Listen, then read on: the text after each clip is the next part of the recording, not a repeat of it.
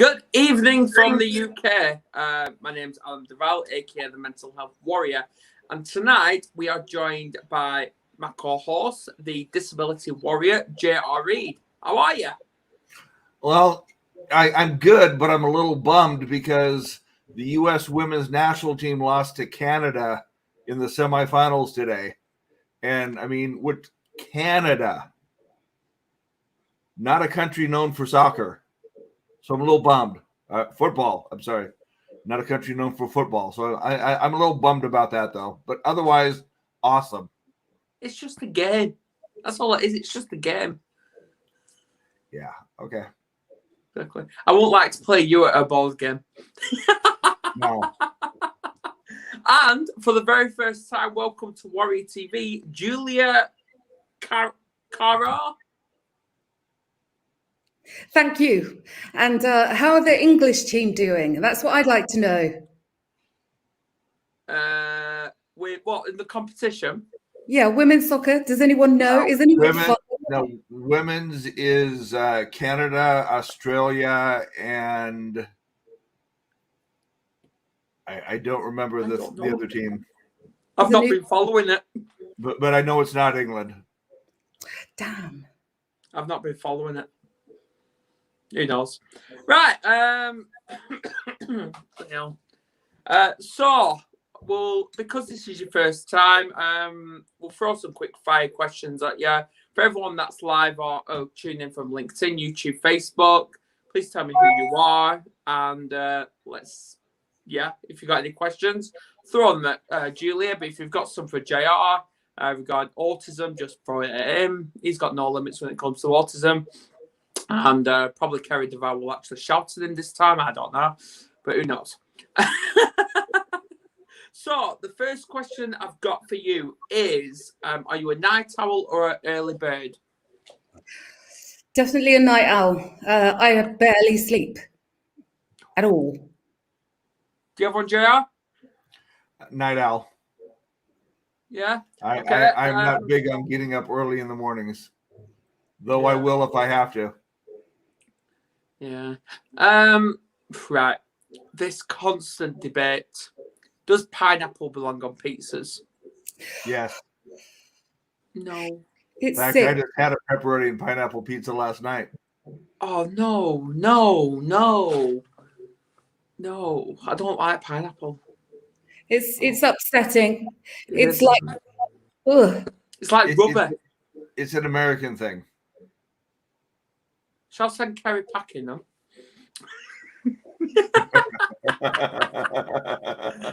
I love her really.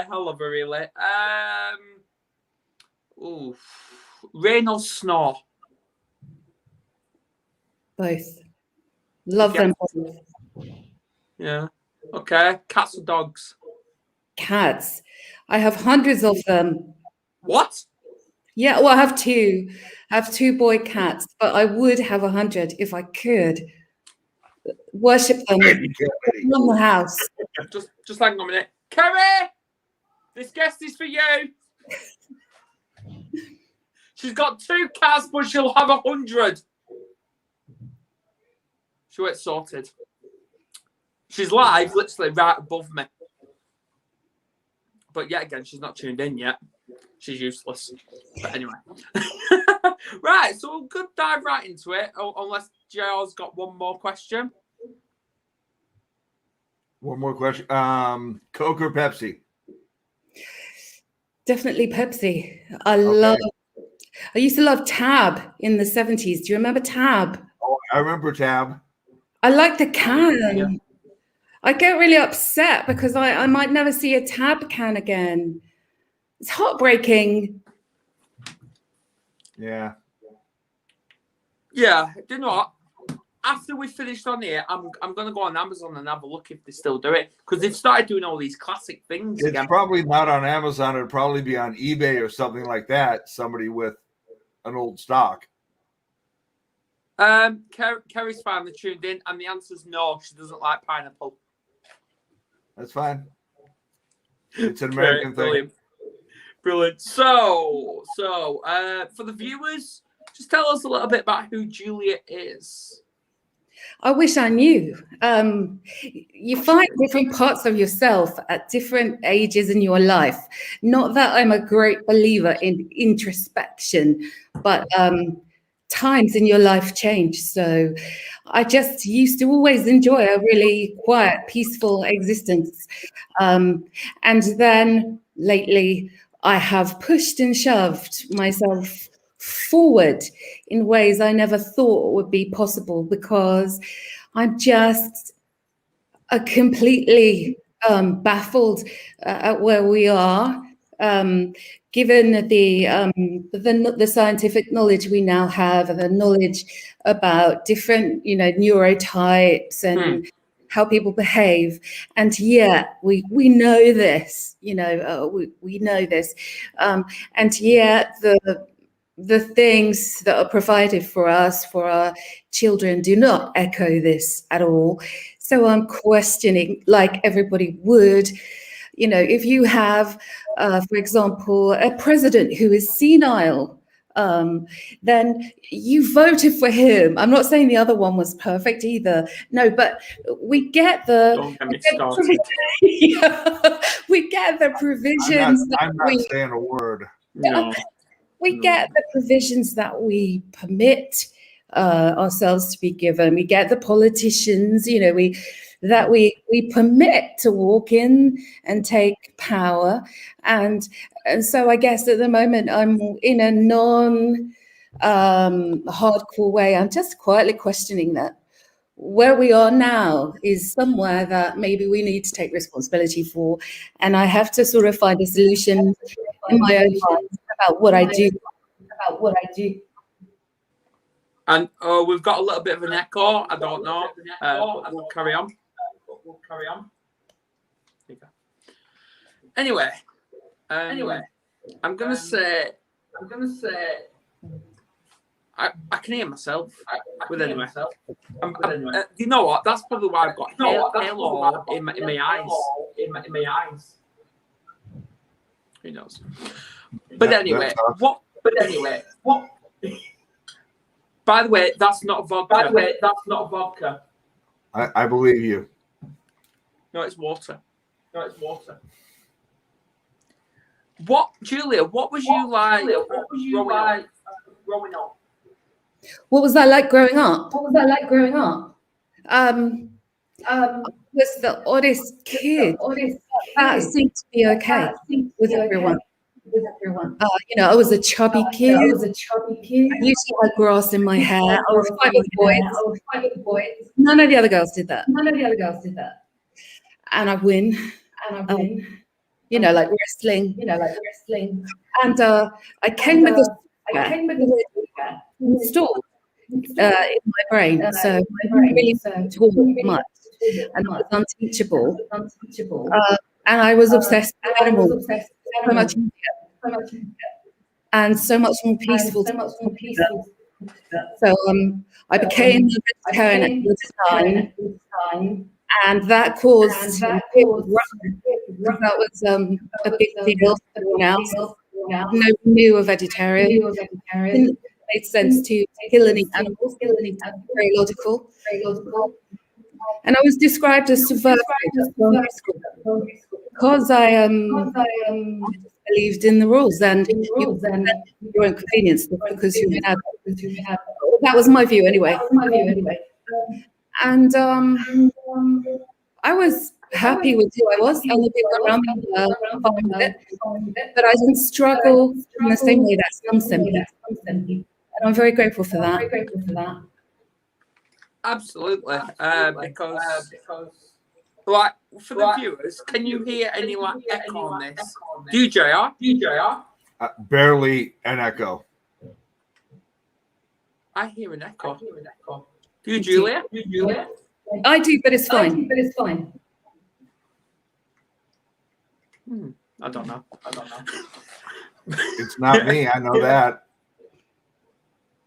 Right, what I'll do is you two talk amongst yourselves. I'll leave and I'll jump back in.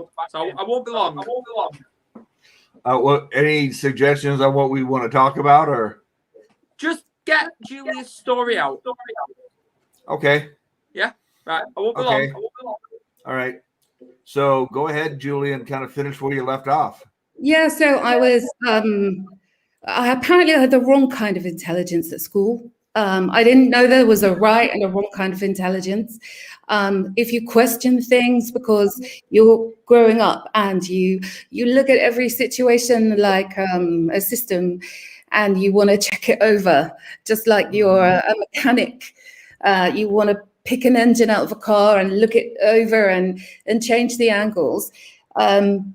I couldn't see how I could process things without doing that. And then if I found an anomaly, I would point it out. And but that would be a big deal, and that would make the enemies amongst teachers, for example. But I had some great friends, but then I didn't have to make an effort to make or maintain those friendships because I lived in the center of town, which made me popular, regardless of anything I did. I was a pretty lazy friend. Had fun. They were carefree days because the world was a lot less sophisticated.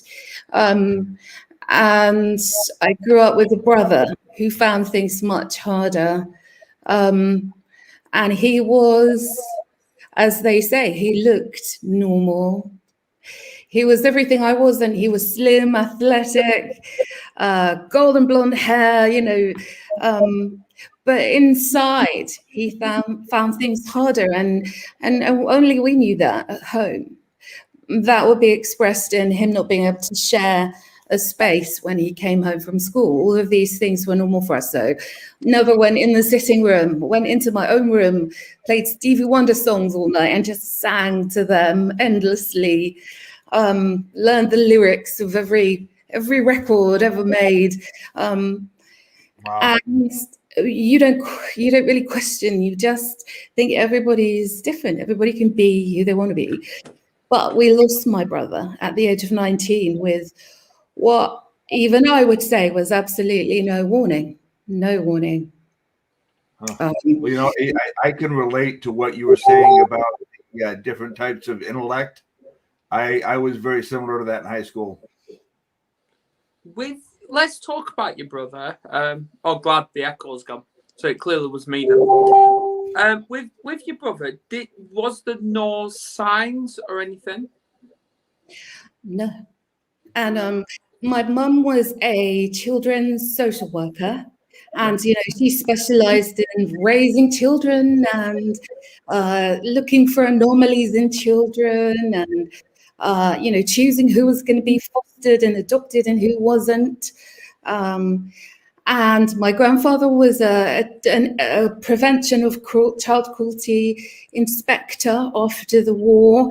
So at our dinner table, she would talk shop. I wasn't interested in children. I could never eat a whole one. I was never going to have one. No offense. But we didn't see it coming. No, not at all. There were no indications at all. I mean, he was doing brilliantly well, actually. Yeah. I can see this getting to you a little bit, which is absolutely fine. But don't worry, no, you are not the first. You are not the first to shed a tear on this podcast. It's really important because people don't appear, and it is a matter of great concern to me, experts as well, do not appear to understand. When we try to explain that we've been around this block before, we understand that risk can be far higher amongst our community. And if you are lucky enough to get a heads up, then you are lucky and you have a chance to save a life. Trouble is, when you have a heads up and you know exactly what's going to happen, and you tell the experts, and they just ignore you. I mean, totally ignore you. So what we'll do is obviously we'll give you a little bit of a limelight. So it'll just be you talking. So JR, we'll remove ourselves not literally fully from the stream, but just obviously turn our cameras off. We'll give Julia the limelight. So if you've got a message, not to obviously trigger anyone, because that's not what we do here on Warrior TV, to give a message to these professionals. If you want to rant, get all your feelings out. Here's your opportunity. So that's what we'll do. All right. See you in a bit. It really is as simple as, or so it would appear to us who have lived experience of close relatives who experience mental illness, who are neurodivergent, that the operating system is different and therefore the symptoms are different. This is all documented. The symptoms are different. And so you look at behavior, you would not look at what someone says. If someone says they're okay, sure, listen, but also look at the behavior, put it into context, and most of all, speak to the people close to them who know them so well. They are your greatest weapon in your arsenal if you're serious about the welfare and well-being of somebody neurodivergent who is experiencing mental illness. There is a trend that if you have qualifications, letters after your name, PhDs, that you know better. But the best psychiatrists I have ever come into contact with, their greatest skill is the skill of listening and hearing what everybody is saying and including everybody into the conversation. And I certainly can't justify removing anyone from the conversation when someone who is not best skilled at explaining everything or answering questions under pressure, they are the ring around that person that will safeguard them, and they are crucial. So keep them near and listen to them when they try to explain it. I want to raise the alarm tonight because we do have a crisis in children's mental health and adult mental health with our community, in as much as we need to bring people with lived experience into the table to help commission those services and to create relationships and a different way of working with those services when it is necessary. But also that mental illness can develop in a child and does develop in a child. Let's not beat around the bush. In the early years, when the right support is not there, the early intervention, the early assessments, the understanding. And if you think that there is a great economy in cutting those or delaying those, then it's going to cost you far, far more in the long term when people develop illnesses. I'm really concerned because Vicky Ford, our Children and Families Minister, is holding on to a SEND review, which is coming any day, any week. But she has already said that the present provision for children with SEND and neurodiverse children is unsustainable. And it's not very good as it is. But I would caution her to remember who she's talking about. She's talking about her fellow human beings, and you would not say the present system for treating cancer is unsustainable, therefore we will treat, only 1 in every 2 people, or we're not going to offer this, we're not going to offer that. Your language is wrong. And my concern is that there are not enough of us around, not enough of us in, Parliament. I don't think we have an MP in Parliament presently who has autism. So who is speaking for us?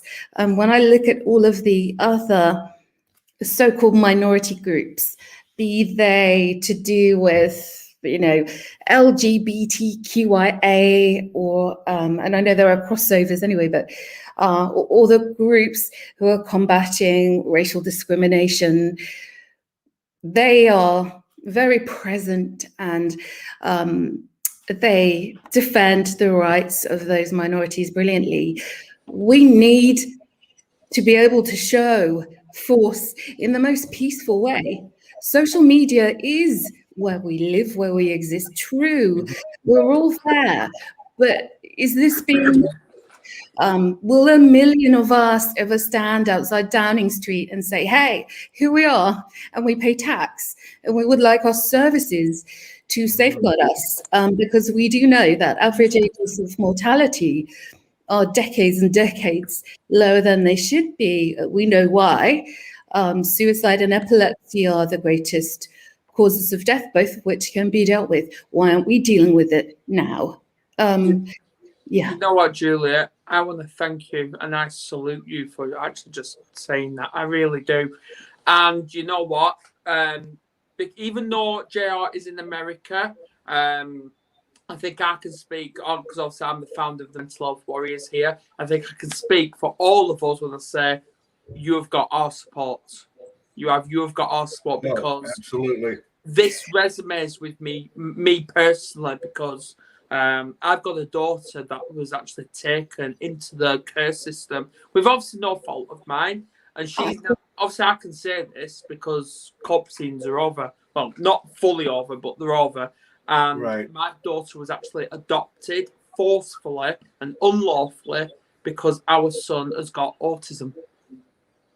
Wow. Well, Adam, so you've got our backing, Julie. You've got our backing. This is common. Most of the children who are adopted do have SEND, and so there are many reasons why they're adopted. What I said is my daughter was actually adopted because my son, who's in our care, has got autism, and he used violence to communicate. Okay, yeah, I grew up with that in my home, and in those days, nothing was really said. I can remember as a child thinking, okay, if I tell anybody, he's going to be taken into care. So do I want that? I remember thinking that about the age of 9, and then thinking, no, I don't want that. That will not necessarily work for him, and it won't work for my mom. So actually you learn strategies, and you develop compassion as well. Absolutely. Now, he's my brother. Yeah, absolutely. And I think because JR, he's making a massive impact in America when it comes to disabilities, not just autism, but disabilities in general. And I think we need to do this in the UK as well, because I don't see many doing it as well. I've seen a few charities here and there doing something, but not many. So I think we need first off, I wouldn't say a huge impact, but I'm doing my best. And Julia, I want to go back to something you said earlier that I think is so important. When you said listen to what they have to say, that is really what it is. You can't just hear what they say. You have to be listening and processing what they say, so that when you have that conversation back with them, you really know what you're talking about, you know, and you're getting to the root of the problem. I've met people just hear. Yeah. So obviously, Kerry, if you're still tuned in, can you? Because obviously, I'm more focused on the mental health side, and she's focused more on the disability side. Can you reach out to Julia Cara? Am I saying your surname right? It's not my surname, it's my second name. My second name is Caroline.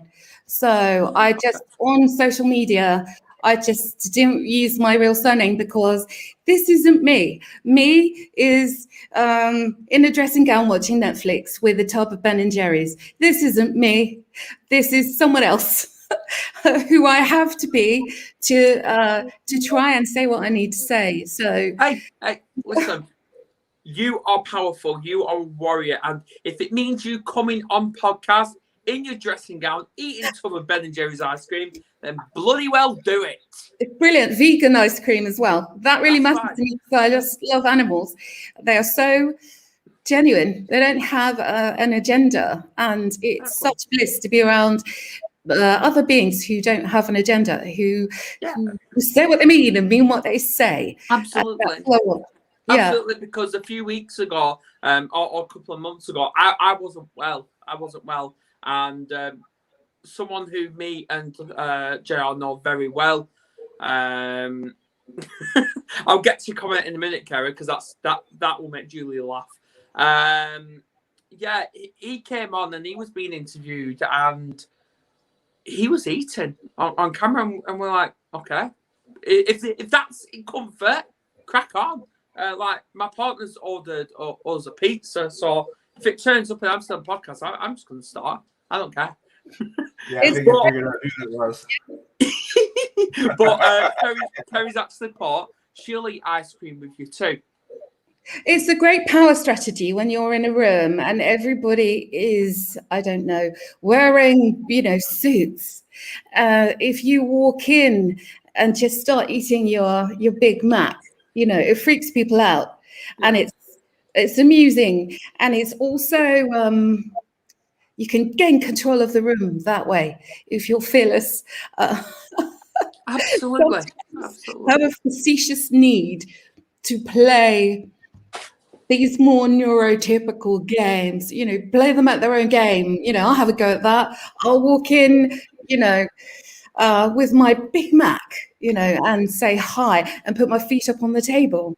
Now, so I'm on a touch on, now we're going to be touching this on, well, not me personally, but we're going to be touching this on Thursday as well when we talk about the education.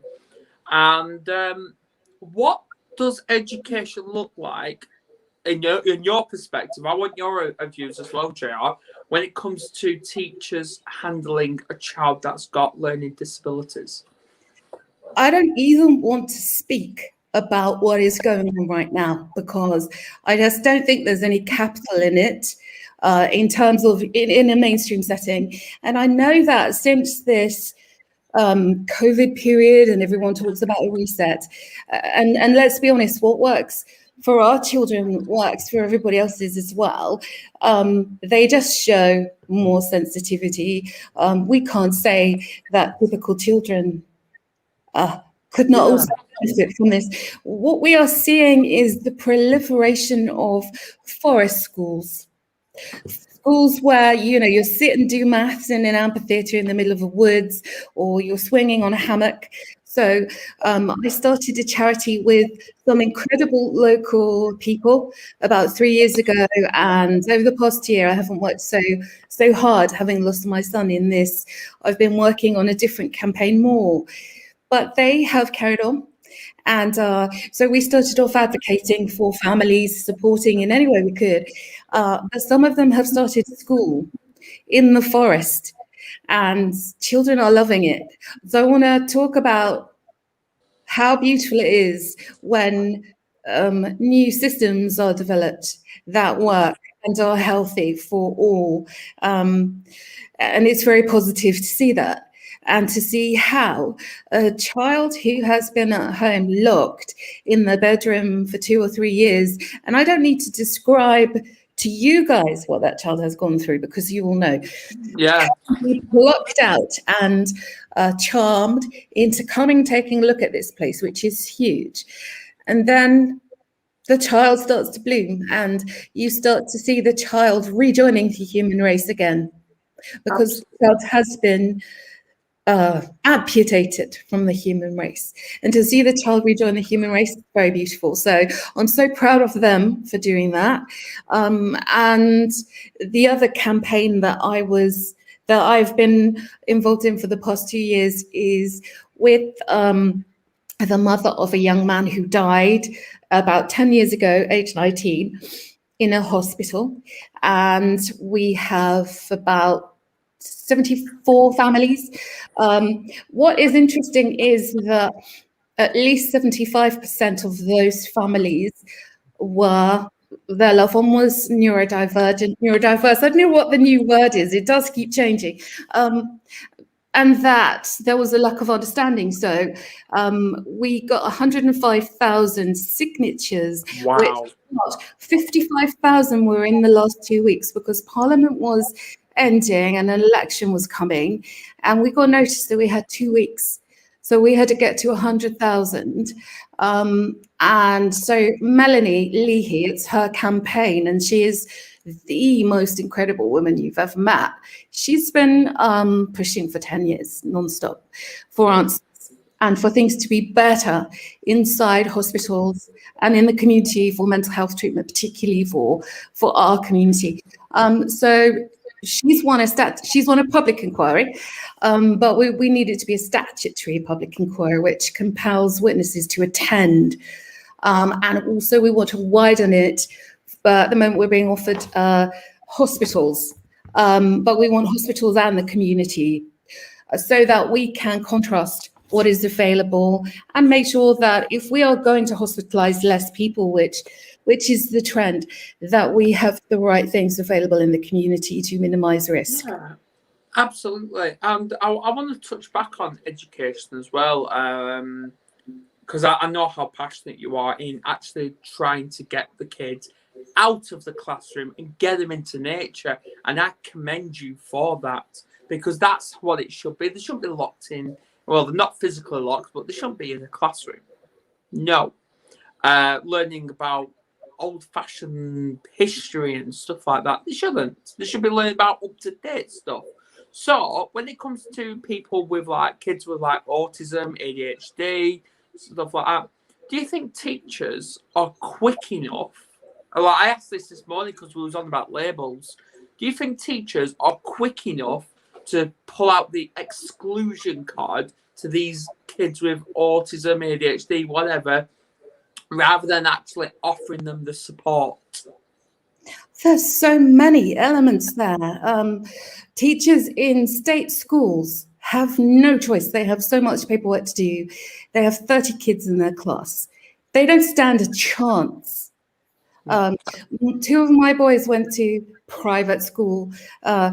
People like to assume that it's because, I was a Karen or whatever. That wasn't the truth. It was just that they both had need, which I knew was not going to be met in mainstream school. So they had smaller class sizes. Sometimes there were 6 or 11 kids in a class, and that half the school were from our community, really, in one way or another. They had dyslexia or whatever. It was a regular deal for parents to send their children to the local private schools. They're not that expensive, and that the support would be second to none. And the reason that the staff were able to provide that support was because they were not hampered by relentless, pointless paperwork. They were able to just do their jobs, filling in forms in triplicate and all of that. It means it's impossible for you to do your job. Who the hell would want to? Would you want to know? No, absolutely not. I wouldn't. So, obviously, we'll get you back on the single camera again. So, if you've got, because obviously we're in the 6-week holidays now, so if you've got advice for parents that are going to be watching this now or on a replay, if you've got advice for them for when they've got a child with any sort of disability, whether it's dyslexia, dyspraxia, autism, whatever, and they're iffing and butting, because I'm in the same boat. I'm iffing and butting about sending my kids back to school as well. I'm iffing and butting. If you've got advice for them, what would it be? That's virtually impossible, because it depends what they are able to do. If they have to go to work, then they cannot be at home educating their children, and the government is about to make it harder to educate your child, and you're going to have to jump through more hoops. So this is incredibly difficult. And the truth is, what advice can I give to people who have to work full time to pay the rent and to put food on the table? I can't say to them, quit your job and raise your child at home, because it's a lovely idea, but will they be able to do it and pay their rent and put food on the table, even if they economize? I don't know. Exactly, So we don't know. It's impossible, and most of us feel as if we are being strangled sometimes, because we're trying to make the right decision, but we're having to do it within the parameters of, of paying the rent, paying the mortgage, caring for other relatives, and And the pace of life is so fast. We are expected to do so many things. You have to demonstrate that you're baking. I'm not baking cakes. Don't get me wrong. Stuff that. You're baking cakes. You're vacuuming the house. You're doing all that kind of thing. I don't do that either. But the pressure on people to do all of these things means they don't have time for their kids anyway, apart from to say, good morning, 9. They don't have much time to do much more than that in an average day. So just try to chisel as much as you can for the things that really matter, as much time as you can for the things that really matter. That's all I can say. Yeah, what do you think, JR? I think that what she said is quite true. I don't understand, what she was saying, what Julie was saying about, jumping through more hoops for homeschooling, because we don't have that problem here right now. But I can see how frustrating and difficult that would be. And I absolutely agree to your point that, homeschooling is really good for some kids, but it's just not feasible. Yeah, absolutely. Yeah. The government wants, I think, I've only scanned this really briefly. I can understand the motivation, but they might not fully understand who it is they're speaking to in terms of a community, because very clearly a lot of parents have slunk away from the education system that is unable to meet their children's needs and just signed the elective home ed form and gone off grid. But it might not be, for very obvious reasons, that their children are going to pass the key stages in achievement for maths and English, for example, that the government would expect them to pass the majority of children in mainstream schools. Yeah. And this would be a failure in teaching. This would be because the child just did not have that strength. Yeah, see, I can resonate with that because with my son, he's only 9 years old, and we describe him as the young Isaac Newton. Why we say that? Because he is brilliant when it comes to numbers, fantastic, and I only introduced him to that when he was in reception, first year, and he could do the 12 times tables, and I introduced him via a snakes and ladders grid. That's what I introduced him to numbers by. And yeah, like he was kicking off like there's no tomorrow because he wanted to use his methods. Because obviously through these restrictions, I funded for a private maths tutor for him that taught him about these different methods which no school actually teaches. And he wants to do that, but the school didn't let him. So obviously he was kicking off about that. And he kicked off and he got sent home one day by having a meltdown. So and he says, "Oh well, I'm clever at maths and I can do Pythagoras." So right, okay, prove it. So what we did is we went on the device. We pulled up just one sheet of a revision exam, which turned out it was year 10. So we're talking 15 years old exam. And out of 10 questions, he got 5 right. Wow. And that's a 9-year-old. So what we're doing is, obviously, the knowledge is up there, but the understanding is down here. Because we asked him, do you understand what you've just done? And he went, no. So we're like, right, because the school is trying to fill in those gaps. Right. Well, to me, that just shows the teachers aren't willing to get on board. To get on board with the fact that people can process things differently. Yeah, when I was in high school, my algebra teacher gave me a D- because he didn't want to fail me and have me back in his class again because I talked back to him. But I got the answers right. I got the answers right, but I showed the work wrong, so I failed. I failed in handwriting.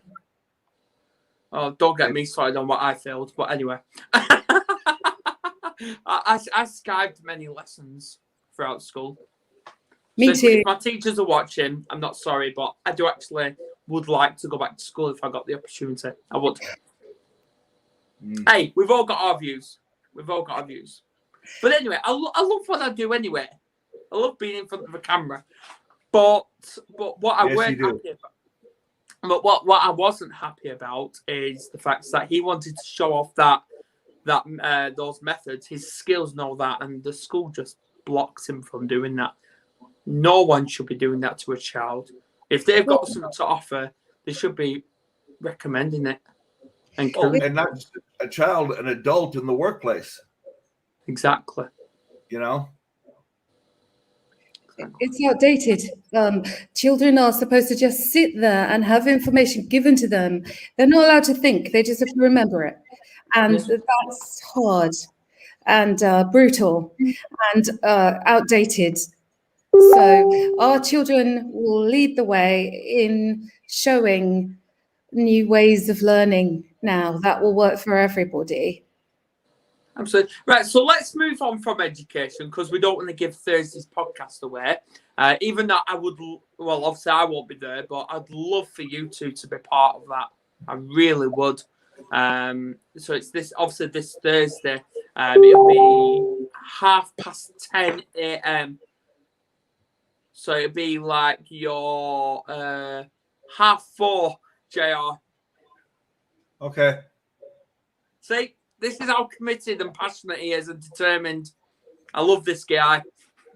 Oh, I didn't say I would do it. I just said, okay. I want to ask you, am I allowed to ask you something? Because ask me anything, yes. Oh no, JL, I'm so sorry, JL. I'm asking him because he is an American. I have a friend who fled from here because her son was undiagnosed, turned out he was autistic. And she says things are way better in America. She's in North Carolina and she loves it. She has bears in her garden. I'd love to live in North Carolina. Yeah, you know, it's not a perfect system here, but, you know, they are doing more to diagnose kids and get them the care they need. You know? That is brilliant, isn't it? You know, I don't think any country's got it exactly right. So my final question. Oh, the echo's returned.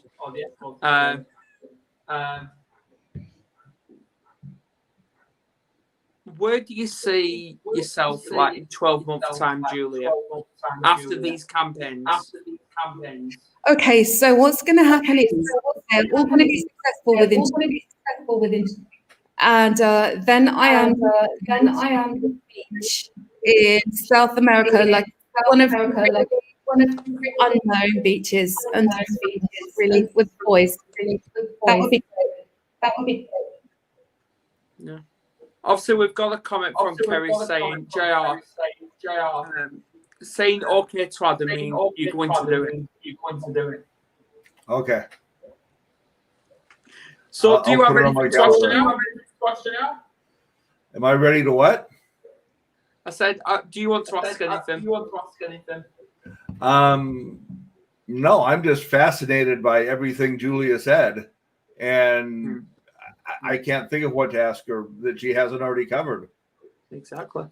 Please carry on talking to me guys offline because we can't. Nobody can really help. How do we demonstrate to our government that we mean business? Yeah. I mean, I swore a bit. It gave me some energy, and I get in terrible trouble. I do swear. Had enough. But how do we reach the team? Yeah. Well, you know, Julia, I just got to say, I'm so impressed with what you're doing. And I want to make sure your Twitter handle is @JuliaCaro. I am friending you when we get off the show. Look for Melanie as well. You'll find her on the page. She is amazing. Okay. She's so determined. Okay. I will. And I'll be stalking you guys as well on social media. And together, it's like herding cats, isn't it? Trying to get our community to, to be all in the same space at the right time to look fearsome and say, here we are, give us our services or listen to us, really listen to us. Yeah. Absolutely. And all I've got to say is thank you for coming on, Julia. You've been an absolute warrior, and we will be stalking your social media as well. Hey, isn't there a need for an education warrior? We've got quite a few of those. We do have. I meant you coming onto the mental health warrior team. Who, me? Yeah. I'll come on to any team, because at school I was never chosen for any team because I would just trip over. And we will talk off camera about that. We'll talk off camera. So on that note, thanks to everyone that tuned in. If you're going to be watching the replay, put in #replay. And all I've got to say is thanks, guys, for coming on.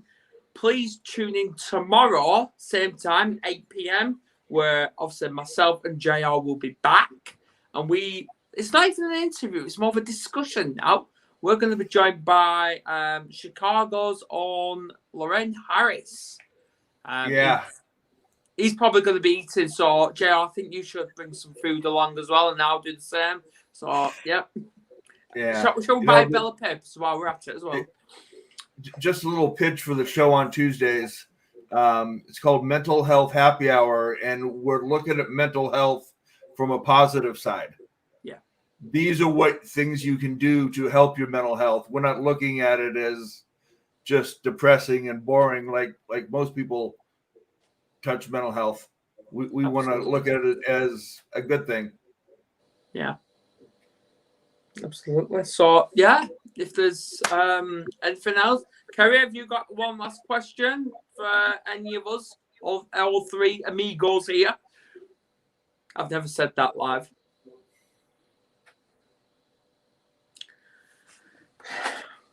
And isn't it convenient that I thought she'd already ordered, but she hasn't? And as soon as I said, right, it's time to go and all that, I get an email saying that she's ordered. What's she ordered? I have not got a clue. Oh, it could be great or it could be rubbish. You need to know. Hang on. I've got my iPad next to me, so I can actually check. It's going to take ages. Well done. She put well done, Julia, for sharing her story. It's meant to say well done. But all I've got to say is thanks, and I'm going to end this podcast now. Here we are. Enjoy your order.